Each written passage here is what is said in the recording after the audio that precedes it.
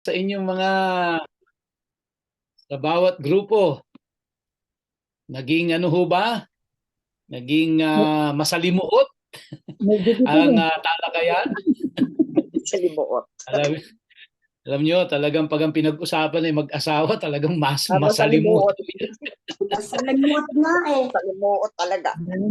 Mas, masalimuto talaga yan eh, no? Talagang pag yan ang pinag-usapan eh, kulang ho ang ano, buong magdamag. Di ba? Hindi ka na pwedeng Siguro, humiwalay. kailangan Basta dyan, pag ano eh. kailangan Yung dyan mga natutunan isang namin. linggong ano, Ako.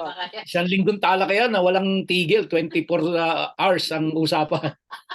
May natutunan lang kami, pastor, talaga eh. No return, no exchange.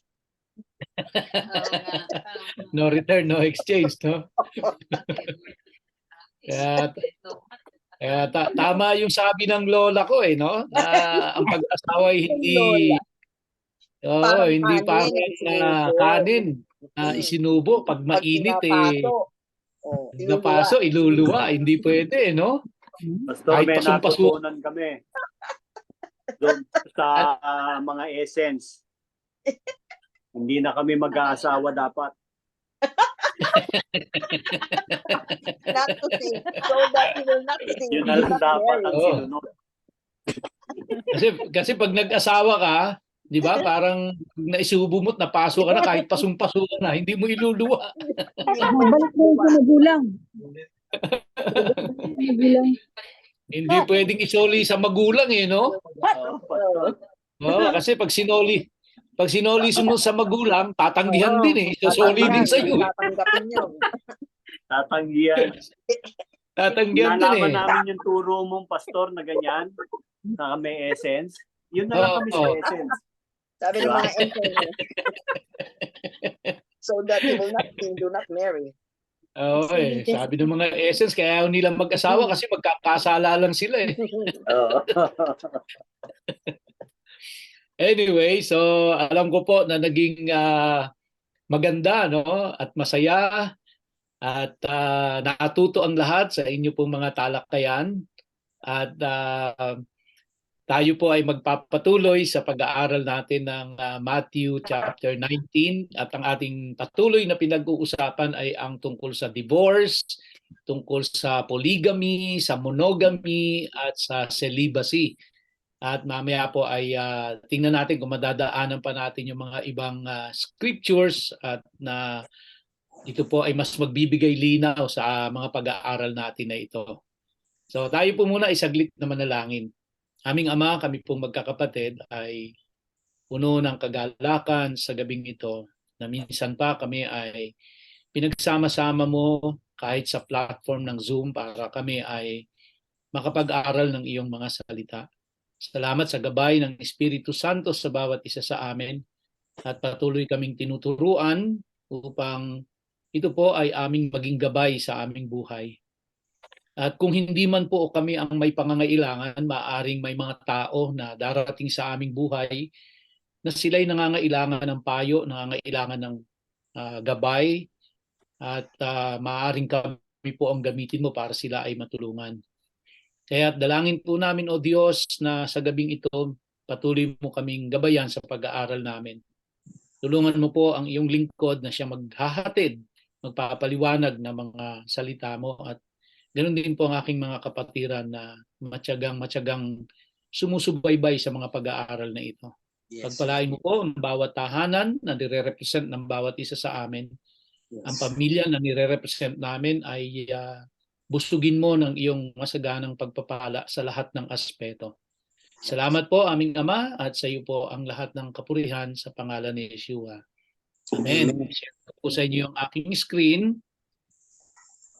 At sa gabi pong ito ay medyo may dadagdag tayong mga talata labas sa Matthew at ito po ay nandun sa 1 Corinthians chapter 7, kung natatandaan nyo, ito ay medyo nabanggit ni Ate Lucille nung nakaraang Sunday. And hindi ko po layunin na talakayin yung 1 Corinthians chapter 7. Nais ko lang pong ipakita sa inyo doon na talagang ang buhay pag-aasawa ay sadyang masalimuot. Kaya hindi siya ganoong kasimpleng sagutin, hindi siya ganoong kasimpleng lutasin ang mga suliranin sa mga mag-asawa. Ito po'y napaka masalimuot, napaka komplikadong bagay. Pero yun na nga po, hindi naman Diyos ang nagpa-complicate nito. Ang nagpa-complicate na ito ay tao. Tayo rin ang nagpa-complicate nito, hindi ang Diyos. So ginawang simpleng-simple lang ng Diyos kung tutuusin ang pag-aasawa. Pero kinomplicate masyado ng tao ito. Ang malungkot pa po dito, nung unang panahon kasi, ang medyo mayroon lang pakialam patungkol sa pag-aasawa ay yung mga nasa religious realm, ika nga. Hindi ito pinapakialaman ng gobyerno, hindi ito pinapakialaman ng civil government. But over the years, in the course of time, anong nangyari po, ang pag-aasawa ay nawala na sa pangangalaga ng mga religious group or ng mga simbahan. Ito ay napunta na sa pangangalaga ng gobyerno. Kaya ang nagdikta na po kung ano ang magiging takbo ng mga pag-aasawa ay ang gobyerno na. At marami po na mga politiko ang nagsamantala dito. Kaya naiba na po na ng iba, lumihis na ng lumihis ang katuruan patungkol dito dahil pinakialaman na ito ng civil government. Kaya po yan, pumasok na yung pag-aasawa ng lalaki sa lalaki, babae sa babae, na pag titingnan natin sa kasaysayan, even sa mga ancient documents, wala hong ganyan noong panahon ni Jesus Christ. Walang gay marriage, walang same-sex marriage. Wala kayong mababasa niyan sa mga ancient document. Yan po ay nangyari lang in the early 20th century. Kaya dahil isinabatas na. Pinakailaman na nga po ng civil government at ang batas ay nagtakda na pwedeng gawin yon. Ang malungkot ay imbis na ang simbahan ang magdikta sa gobyerno kung ano ang gagawin patungkol sa pag-aasawa, yung pong gobyerno na ang nagdikta sa simbahan. Malungkot dahil may mga Christian, so-called Christian na na nasa mainstream ng Christian churches ang sumang-ayon. Ang isa na po doon ay ang mga Methodist. Ang mga Methodist po at saka mga Presbyterian ay sumang-ayon sila sa same-sex marriage. Kaya ang nangyari po sa Methodist at sa mga Presbyterian, nahati ang grupo nila. Kasi merong ayaw, may sumang-ayon. So kaya yun po ang nangyari. At dito na nga, sa atin, sa Pilipinas, isinusulong na ito sa Senado, isinusulong na ito sa Kongreso na payagan yung same-sex marriage. Yung lalaki sa lalaki, babae sa babae. Pero nung panahon ng first century, talagang wala tayo mababasang ganyan kahit sa Biblia. Dahil ang konsepto po ng pag-aasawa ay union between a man and a woman, na they will become one flesh. So, kaya wala po nung lalaki sa lalaki, babae sa babae. At bagamat nung panahon po, during the first century, sinang-ayunan kasi ng sinang-ayunan ng mga Pharisees ang polygamy. Sinang-ayunan yan ng mga Pharisees. So, tandaan natin na ang mga disciples ni Jesus Christ, sa synagogue sila umaattend. Sa synagogue ang nagtuturo ay mga Pharisees. At kaya ang katuruang natanggap din ng mga disciples ni Jesus Christ prior na sila ay maging disciples ni Jesus Christ, they were attending the synagogue.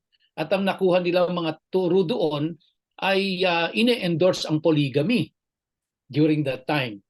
So kaya kailangan maintindihan natin itong background na ito, kung saan nanggagaling yung mga disciples ni Jesus Christ, kung saan nanggagaling si Jesus Christ. Now, makikita natin na si Jesus Christ, sinang-ayunan niya po yung divorce. Sinang-ayunan niya yung divorce, pero on the ground ng meron pong pagtataksil sa mag-asawa.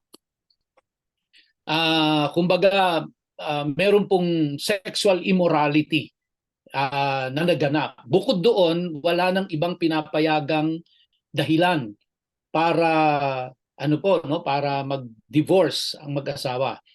Pero makikita natin, ibinalik sila ni Jesus Christ doon sa Genesis na from the beginning, hindi ganoon ang design ng Diyos. Hindi ganoon ang design ng Diyos. Ibig sabihin, ang design ng Diyos talaga from the beginning, walang divorce.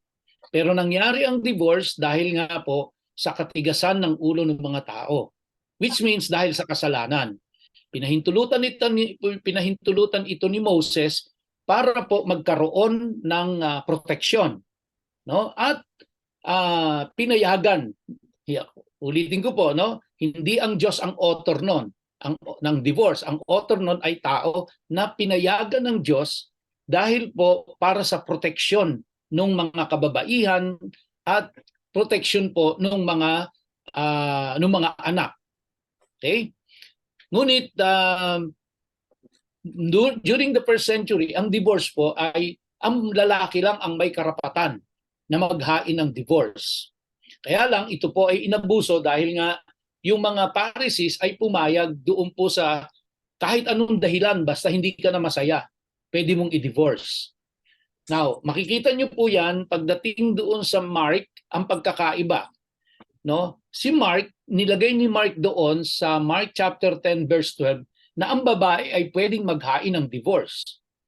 Now, bakit nagkaganon? Bakit po kay Matthew ang lalaki lang ang pwedeng maghain ng divorce? Bakit kay Mark ang babae pwedeng maghain ng divorce? Pero sa kultura po talaga kasi ng mga Hudyo noong mga time na yon, walang karapatan ang babae na maghain ng divorce, na siya yung mag-i-initiate na makikipaghiwalay, no? Hindi po tinatanggap ng kultura nila yon. Okay? At hindi po yun pinapayagan ng batas nila. Anong batas ang tinutukoy ko po? Hindi yung batas ni Moses, ha?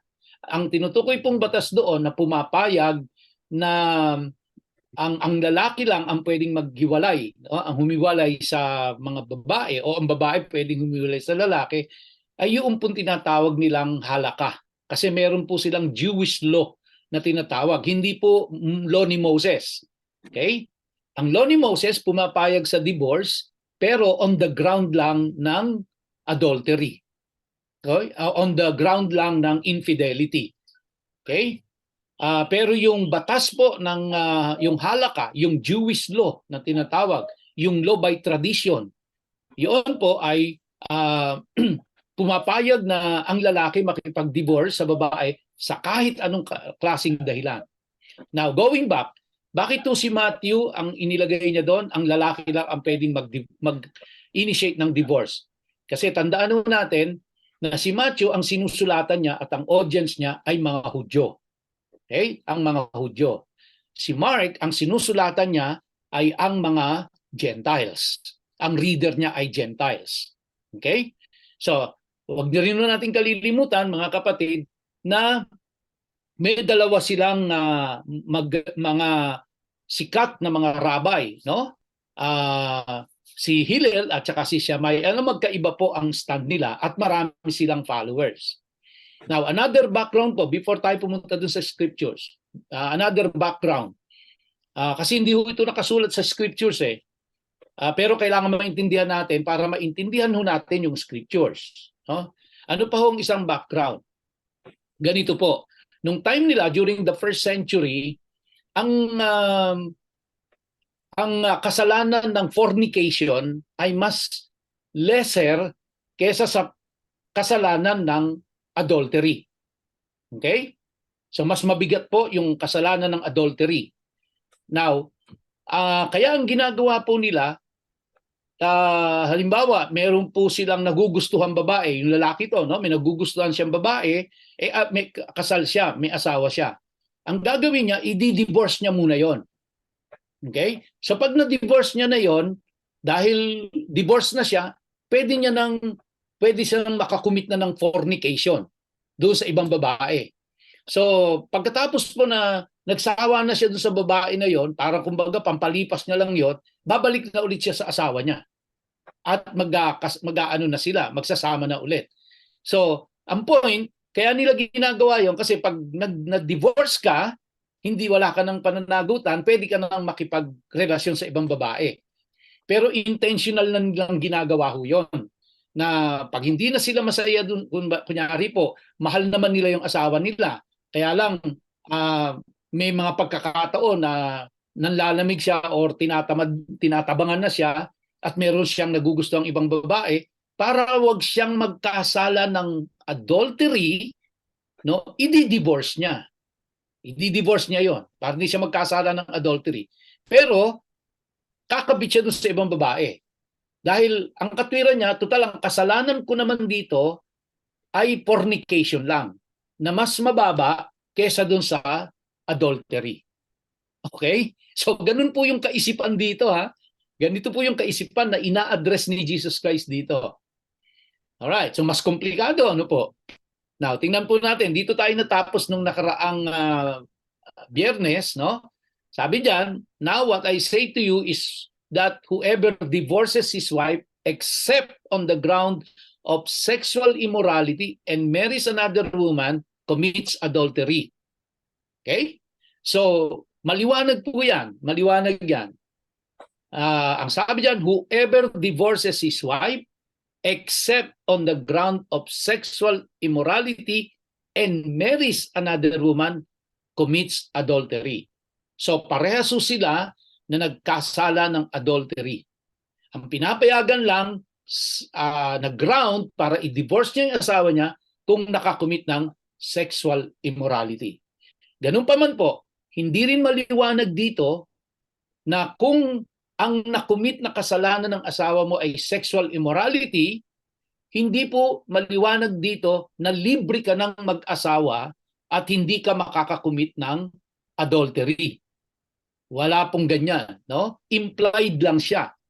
Implied, lumalabas kasi parang pinayagan Pinayagan mong hiwalayan ng asawa mo kasi nakakumit ng sexual immorality, parang lumalabas, pwede ka na ring mag-asawa ng iba nang hindi ka makakakumit ng adultery, no? Pero hindi humaliwanag yan diyan. Walang ganoon na direct na sinasabi sa ating pwede yon. Pero ang maliwanag is kapag dinivorce mo yung asawa mo at tapos nag-asawa kang ulit, ikaw ay nakakamit ng adultery. Pero siyempre po, maliwanag din naman, pag parehas na kayong balo, kumbaga patay na yung asawa mo, patay na yung asawa niya, nag-asawa kayo, wala na kayong pananagutan sa batas. Libre na po yun. Okay? So pinag-uusapan dito, buhay yung mga partner. Okay? Kaya yun lang ang pinapayagan, yung sexual immorality. But again, ulitin ko po, from the beginning, ang sabi ni Jesus Christ, hindi ganyan yan. Nangyari lang yan, inilagay ni Moses yung jambatas na yan at pinahintulutan ng Diyos yon dahil nga sa katigasan ng ulo ng tao, and of course, kaya pinahintulot ng Diyos yon for the protection of the women and the children. And then verse 10, sabi po dyan, the Talmudim said to him, if that is how things are between husband and wife, it would be better not to marry. Bakit to nasabi ng mga disciples ni Jesus Christ? Mas mabuti pang huwag ka na mag-asawa. Sila po ay nanggagaling doon sa verse 9. No, yun ang pinanggagalingan nila. Yung po yung premise ng pagsasabi nila na mabuti pang huwag ka na mag-asawa. Kasi nga po, pag ikaw ay nag-asawa, tapos hiniwalayin mo yung asawa mo, tapos nag-asawa ka ng iba na buhay pa yung asawa mo, at buhay pa rin yung asawa nung mapapangasawa mo, nakakakumit ka ng adultery. So, kaya mas mabuti pa, huwag ka na mag-asawa. Kasi kung hindi ka mag-aasawa, ibig sabihin wala kang i-divorce. At kung wala kang i-divorce at hindi ka mag-aasawa, wala kang nakukumit na adultery. So hindi ka magkakasala. Kaya doon pumihit naman yung isip ng mga essence na mabuti pa tayo mag-asawa kasi pag mag-aasawa tayo, makakakumit lang tayo ng kasalanan. Okay? So yun po yung pinanggagalingan ng mga disciples dito nung sinabi nilang it would be better not to marry. Hindi po nila sinasabi dito na mas mabuting walang asawa. Ang sinasabi po nila, mas mabuting huwag ka nang mag-asawa kasi pag nag-asawa ka tapos dinivorce mo lang, tapos nag-asawa ka ulit, nakakumit ka ng adultery. Mabigat pala yung consequence nun kapag ginawa mo yon. Samantalang kung wala kang asawa, wala kang i-divorce, tapos hindi ka mag-aasawa ng iba, hindi ka makakakommit ng adultery. Kaya it's better not to marry. Okay? So doon po galing yung rational na yun, ha? Kung bakit sinabi ng mga disciples na mas mabuti pang wag ka na mag-asawa. Doon po nang gagaling yun sa verse 9. Now, basahin nun natin yung 1 Corinthians chapter 7 dahil gusto ko makita nyo po dito, mga kapatid, na napakakomplikado talaga ang buhay may asawa. Sabi sa verse 1, now, concerning the things about which you wrote, it is good for a man not to touch a woman. But because of immoralities, each man is to have his own wife, and each woman is to have her own husband. So lumalabas parang kay Paul naman, sinasabi niya rito, mas mabuting may asawa ka. Okay? Mas mabuting may asawa ka. Yun yung binabanggit niya rito. Kasi nga, dahil nga po doon sa umiiral na o lumalaganap ng mga immoralities. Kasi nga po, siyempre kung hindi ka makapagpigil, yung emotionally, mentally, hindi mo mapigil, makakommit ka lang ng fornication o makakommit ka ng immorality. So para wag kang makakommit ng immorality, no, wag kang makakommit ng fornication, mag-asawa ka. Kung hindi mo kayang pigilan ng sarili mo, mag-asawa ka. So dahil pag sa asawa mo, hindi ka nakakakommit ng immorality kahit na magkaroon kayo ng mga pagtatalig, hindi ka magkakaroon ng immorality. Yun yung sinasabi ni Paul dito. Pero yung sinasabi naman ng mga disciples nung kay Jesus Christ, mas mabuting wala ka ng asawa. Pero ang premise nun, kasi pag may asawa ka, may tendency kang i-divorce yung asawa, tapos pag dinivorce mo't buhay pa, at nag-asawa ka ulit, nakakommit ka ng adultery. So nakikita nyo po yung pinanggagalingan ng dalawa. No? Hindi po contradiction yun, ha? Hindi kino-contradict ni Paul yung sinabi ng mga disciples ni Jesus Christ. Iba po yung premise na pinanggagalingan ng mga disciples ni Jesus Christ. Iba rin yung premise na pinanggagalingan ni Paul dito. Verse 3, the husband must fulfill his duty to his wife, and likewise also the wife to her husband. The wife does not have authority over her own body, but the husband does. And likewise, also the husband does not have authority over his own body, but the wife does. Stop depriving one another, except by agreement, for a time, so that you may devote yourselves to prayer and come together again, so that Satan will not tempt you because of your lack of self-control. But this I say, by way of concession, not a command. Yet I wish that all men were even as I myself am. However, each man has his own gift from God, one in this manner and another in that. So parang kanina sinasabi ni Paul, mas mabuting mag-asawa. Pero ngayon parang sinasabi niyang, mabuting gayahin niyo ako, walang asawa. Kung iisipin natin, Paul, ano ba talaga? Mabuting may asawa o wala? Intindihin natin, iba ang pinanggagalingan ni Paul doon sa sinabi niyang mas mabuting may asawa. Ang pinanggagalingan niya doon, para wag kayong makakumit ng immorality. No? Kasi kung hindi mo mapigil ang sarili mo, ay mag-asawa ka. Para kung kayo man ay magtalik ng asawa mo yun, hindi ka nakakakumit ng immorality. Di ba? Samantalang kung hindi ka mag-aasawa tapos ikaw ay makikipagtalik sa babaeng hindi mo asawa, then nakakakumit ka ng immorality. Dito naman, iba po yung pinanggagalingan ni Paul dito nang sinasabi niyang mas mabuti pa na katulad ko kayo na walang asawa. Okay? Sabi niya, but I say to the unmarried and to widows that is good for them if they remain even as I. But if they do not have self-control, let them marry, for it is better to marry than to burn with passion. But to the married I give instruction, not I, but the Lord, that the wife should not leave her husband. No? But to the rest I say, not the Lord, that if any brother has a wife who is an unbeliever, and she consents to live with him, he must not divorce her. And a woman who has an unbelieving husband, and he consents to live with her, she must not send her husband away. For the unbelieving husband is sanctified through his wife, and the unbelieving wife is sanctified through her believing husband.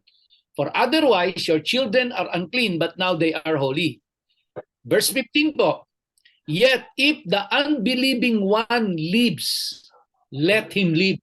The brother or the sister is not under bondage in such cases, but God has called us to peace. Now, balik ko ako doon. Bakit sinabi ni Paul na mas mabuting tumulad kayo sa akin, ang referring na wala siyang asawa? Bakit to? Kasi, syempre, pag walang asawa, mas makakapaglingkod ka sa Diyos, mas may oras ka, mas priority mo ang paglilingkod sa Diyos. Samantalang kung may asawa ka, syempre, priority mo yung pamilya mo, priority mo yung asawa mo, yung mga anak mo. So, hati ang oras mo kapag may asawa ka. Pero pag wala kang asawa, katulad ni Paul, full-time siya, nakakapaglingkod siya sa Panginoon. So, doon po nanggagaling si Paul, no? Nung sinasabi niya na mas mabuting pa tumulad kayo sa akin. Kaya hindi rin ho kinokontradict ni Paul dito ang sarili niya. Magkaibang premise ang pinanggagalingan ni Paul nung sabihin niya yon. Lastly, sa 1 Corinthians chapter 7 verse 15, bakit ko po ito binanggit? Bukod po doon, mga kapatid, doon sa pinapayagang dahilan para i-divorce mo yung asawa mo, yung pong sexual immorality, pag nakakumit ng sexual immorality, pinapayagan yung divorce, dito po ay inintroduce ni Paul na pwede mong iwanan yung asawa mo kung iniwanan ka niya. Halimbawa, hindi siya mananampalataya, naging mag-asawa kayo, hindi pa kayo parehas mananampalataya, na born again ka, siya hindi. Now, kung ayaw niyang umalis, gusto niya magsama kayo, huwag mo siyang iiwanan, huwag mo siyang hihiwalayan. Pero kung siya ay humiwalay, siya mismo, no, unbeliever, hiniwalayan ka niya, then kumbaga, wala kang pananagutan, siya ang humiwalay sa iyo eh. No, pabayaan mo siya na humiwalay sa iyo. Okay? Pero hindi rin ibig sabihin pwede ka na mag-asawa dahil hiniwalayan mo siya. At dahil unbeliever siya, pwede ka mag-asawa na ng iba kasi humiwalay na siya sa iyo eh. Pag ginawa mo 'yon, you are committing adultery. Because yun nga po, ang pinapayagan lang sa adultery law ni Moses is yung nakakumit ng sexual immorality. Other than that, wala na hong pinapayagan. Again, bakit to? Kasi pupunta nga ako doon sa nila, na kasi yung mga kalalakihan nga nun, ang ginagawa nila, dahil pinayagan, yun ang itinuturo ng mga priest, dahil kumbaga ine-endorse nila ang polygamy, so ang gagawin nila, mag-aasawa sila, pagkatapos i-divorce nila, pagkatapos hahanap sila ng ibang babae, and then papakisamahan nila yon, no? Pagkatapos pagsawa na sila, babalikan nila yung asawa nila. So ang tingin po nila doon, dahil divorce na tayo, hindi ako nakakakumit ng adultery. Ang nakokumit ko lang, fornication. Yung fornication mas mababa kesa sa adultery. So kaya kapag nagsawa na siya doon sa kanyang kinabitan, balik na ulit siya sa tunay niyang asawa. So ganun po yung nangyayari doon, na dinidivorce ng lalaki yung yung mga lalaki dinidivorce yung kanilang mga asawa nang walang kadahidahilan, no?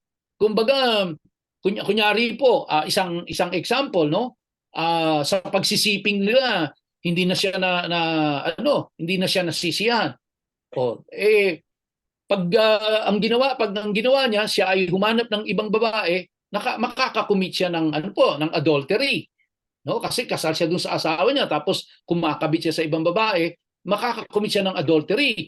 Mabigat yung kasalanan na yon. Kaya ang gagawin niya, i-divorce kita. Kasi pag dinivorce kita at ako ay humanap ng ibang babae, hindi adultery ang aking kasalanan, kundi fornication. Mas mababa sa adultery. So tapos hihiwalay niya ulit yung babae, babalik siya dun sa asawa niya, wala siyang nakumit na adultery. Ganun yung kaisipan. Ganun yung kaisipan. Kaya ang ni Jesus Christ ngayon, balik tayo from the beginning, kasi from the beginning, hindi pinapayagan ng divorce. Nangyari lang ang divorce at pinayagan sa batas ni Moses na pinahintulot ng Diyos dahil nga sa katigasan ng ulo ng mga tao. And that is also for the protection of the nung children at nung babae. Kasi nga may karapatan lang pong mag-file ng divorce ay ang mga lalaki. Okay? Kaya kung magpa-file ng divorce ang lalaki, ang reason lang para makapag-file siya ng divorce is yung kung nakakumit yung asawa niyang babae ng sexual immorality. Yun lang ang pinapayagan. Pero again, hindi pa rin humaliwanag na kung siya ay mag-aasawang muli dahil nakakomit ng sexual immorality yung asawa niya, ay libre na siya sa adultery. Wala hong sinabing gano'n na maliwanag. Okay? So, yan po, mga kapatid. Now, punta ho tayo sa verse 9 ulit, dun sa verse 10. The Talmidim said to him, if that is how things are between husband and wife, it would be better not to marry. So, yun po, yung premise na pinanggagalingan nun, napaka-komplikado pala pag nag-asawa ako. No? Malaki ang tendency na i-divorce ko yung asawa ko for any reason, and then tapos mag-asawa ulit ako, then I am committing adultery. Kaya sabi nila, mabuti pa, wag na lang tayo mag-asawa. Yan. Verse 11, he said to them, not everyone grasps this teaching, only those for whom it is meant. Okay. Now,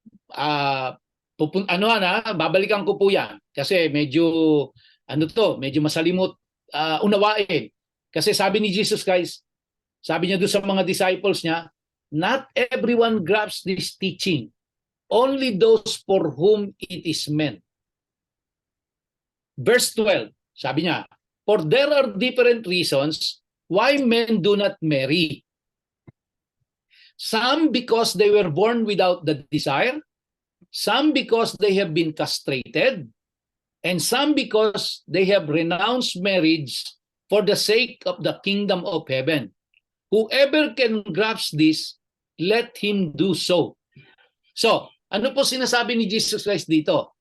Dito po ay meron siyang binanggit na tatlong eunuch kung tawagin po. No? For there are different reasons why men do not marry. Some because they were born without the desire. So yun po yung unang eunuch na tinatawag. Pag sinabi yun nating eunuch, ito po yung mga lalaki na nawalan na sila ng abilidad para po sila ay magkaanak. Okay? So, tatlo ho yung kinategorya ni Jesus Christ dito na mga eunuch, no? Yung mga lalaking hindi na pwedeng magkaanak. Una po, some because they were born without the desire. O kumbaga po, pagsilang pa lang nung sanggol, mula pa lang sa pagkasanggol, ay meron na siyang genital defect. Meron na siyang diferensya. No? Na nakita na nila hindi ito magkakaanak. So isa 'yon. Okay? Kaya hindi siya mag-aasawa. Kasi mula pa lang sa pagkasilang niya pa lang, meron na siyang inborn na diferensya sa kanyang sa kanyang genital. At hindi na siya magkakaanak kahit mag-asawa siya. Kaya ito yung mga tao na hanggang sa paglaki nila, hindi na sila mag-aasawa. Yun ang isang reason. Kasi sabi niya, for there are different reasons why men do not marry. Isa po yun. Isinilang na merong inborn na diferensya sa kanyang pagkalalaki, kaya hindi na siya magkakaanak, kaya hindi na siya mag-aasawa. Pangalawa po, some because they have been castrated. Ano yung castrated po? No? Yung kinapon sa Tagalog. Kinapon. No? So ano pong ginagawa dito? Ano pong nangyayari dito? Ibig sabihin, it's either ito ay nangyari dahil na aksidente siya. Okay? Kaya siya parang lumalabas dahil sa aksidente, siya ay nakapon. Or kaya naman siya ay isang sundalo or isang isang soldier na during the battle na disgrasya. Kaya hindi na rin siya magkakaanak. So yun po, hindi na dahil wala na siyang kapasidad para siya ay magkaanak, hindi na siya mag-aasawa. Okay? Pangatlo, and some because they have renounced marriage for the sake of the kingdom of heaven. So ibig sabihin, yung pangatlong reason bakit hindi na siya mag-aasawa kasi pinili niya na maging single na lang siya, maging celibate siya. Yan po yung sinasabi nating celibacy or singleness. May mga tao po talaga na ganito, na talagang sila ay nagdesisyon, hindi na sila mag-aasawa dahil ang buong buhay nila ay ipaglilingkod nila sa Diyos kahit na sila ay may kapasidad, may kakayahang magkaanak. Pero yung buhay nila ay ibibigay na lang nila sa paglilingkod sa Diyos. So kaya yun po yung tatlong iba't ibang kadahilanan na ibinigay ni Jesus Christ kung bakit ang isang lalaki ay ayaw ng mag-asawa. Yung isa may inborn na diferensya at hindi na siya hindi na siya magkakaanak, kaya hindi na lang siya mag-aasawa. Yung isa ay kinapon, no? It's either na disgrasya, sa digmaan, o kaya talagang nagpasadyang nagpakapon, no? Kinapon siya ng kapwa niya tao. Kumbaga, ganun po. Yung isa naman po ay nagdesisyon siya na kahit na siya may capability pa na magkaanak, hindi na, yung buhay ko, iaalay ko na lang sa Diyos. Pero ito pong pangatlo na kasi ito ay nangangailangan ho kasi ng special na na encounter sa Diyos, no? May special encounter ito sa Diyos. Kaya nagdesisyon siya na hindi na lang siya mag-aasawa kahit may kakayahan siyang magkaanak dahil gusto niya na lang maglingkod sa Diyos. Yun po yung sinasabi ni Jesus Christ doon sa verse 11, not everyone grasps this teaching, only those for whom it is meant. Okay? Yun po yun. Kaya yung katuruan ni Jesus Christ na yun ay merong kanya-kanyang po yun, may kanya-kanyang tinutumbok na tao, hindi para sa lahat yun. Okay? So yun po yun. Then bigla pong nag-switch gear pagdating sa chapter 13. Then children were brought to him so that he might lay his hands on them and pray for them. But the Talmudim rebuked the people bringing them. No? However, Yeshua said, let the children come to me. Don't stop them, for the kingdom of heaven belongs to such as this. Then after laying his hands on them, he went on his way.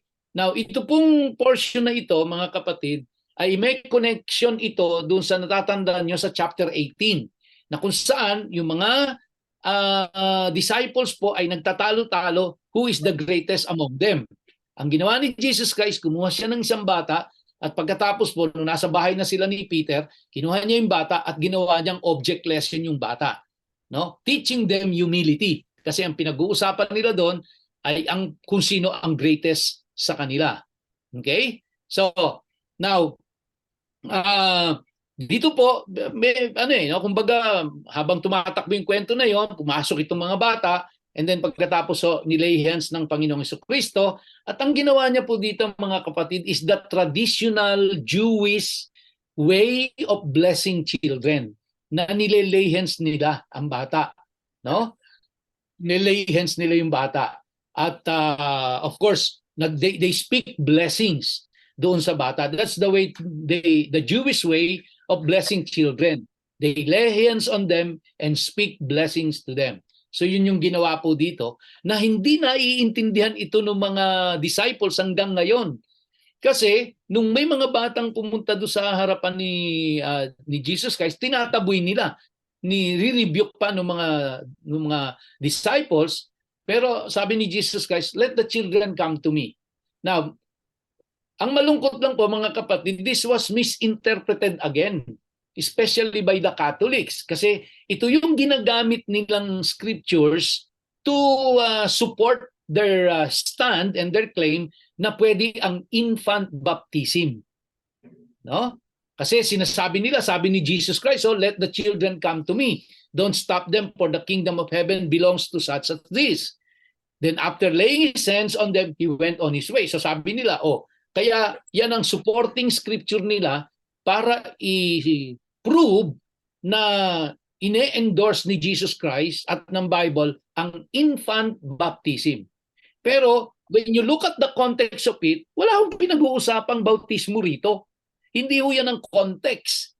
No? Hindi ho yan ang context. Ang context niyan, may mga bata na dinala kay Jesus Christ na gusto ng mga taong nagdala doon sa mga bata kay Jesus Christ ay i-bless ni Jesus Christ sa pamamagitan ng Jewish way of blessing the children.